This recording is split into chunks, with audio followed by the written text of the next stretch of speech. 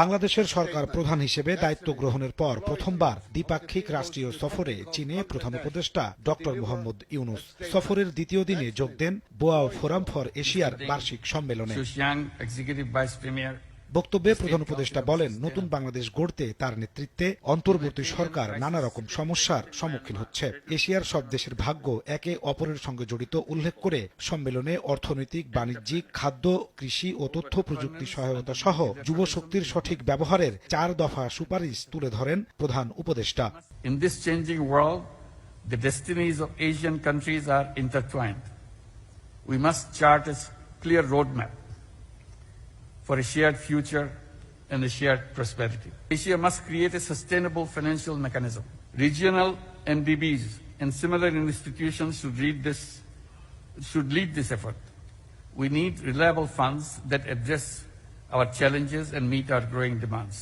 বৈশ্বিক নিন্দার পরও গাজায় গণহত্যা অব্যাহত রয়েছে মন্তব্য করে প্রধান উপদেষ্টা বলেন, ফিলিস্তিন শুধুমাত্র মধ্যপ্রাচ্য কিংবা আরবের বিষয় নয়, এটা বৈশ্বিক সংকট। তেমনি মিয়ানমার থেকে জোরপূর্বক বাস্তুচ্যুত 12 লাখেরও বেশি রোহিঙ্গার চাপ বহন করতে হচ্ছে বাংলাদেশকে। এটি আঞ্চলিক স্থিতিশীলতার জন্য হুমকি সৃষ্টি করছে উল্লেখ করে রোহিঙ্গাদের নিরাপদ ও মর্যাদাপূর্ণ প্রত্যাবাসনে এশিয়ার নেতাদের একসঙ্গে কাজ করার আহ্বান জানান প্রধান উপদেষ্টা।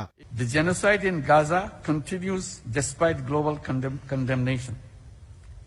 The crisis in Palestine is not just an Arab or a Muslim concern, it is a humanitarian issue.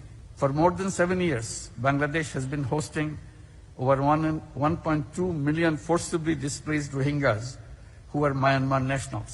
Asian leaders must come together to ensure their safe and dignified repatriation to their home country, Myanmar. Boao সম্মেলনের পাশাপাশি বেশ কিছু sideline বৈঠকে অংশ নেন প্রধান উপদেষ্টা doctor Mohammad Yunus. জাতিসংঘের খাদ্য ও কৃষি সংস্থার প্রধান কু ডংকি, জাতিসংঘের সাবেক মহাসচিব বান কি মুনও রাশিয়ার উপপ্রধানমন্ত্রী অ্যালেক্সি ওয়ারসোক সাক্ষাৎ করেন প্রধান উপদেষ্টার সঙ্গে। বাংলাদেশের গণতান্ত্রিক উত্তরণে সহযোগিতার আশ্বাস দিয়েছেন বান কি মুন। এদিন এক্সিম ব্যাংক অফ চায়নার চেয়ারম্যান চেন হুয়াইহু প্রধান উপদেষ্টার সঙ্গে সাক্ষাৎ করে